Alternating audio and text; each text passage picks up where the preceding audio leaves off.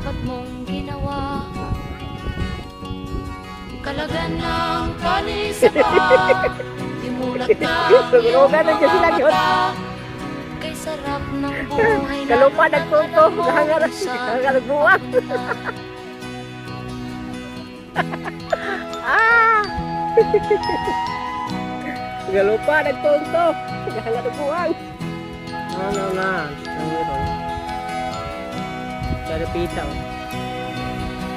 Ang lapit ang May mga hawa. taong bulag kahit dilat ang mata.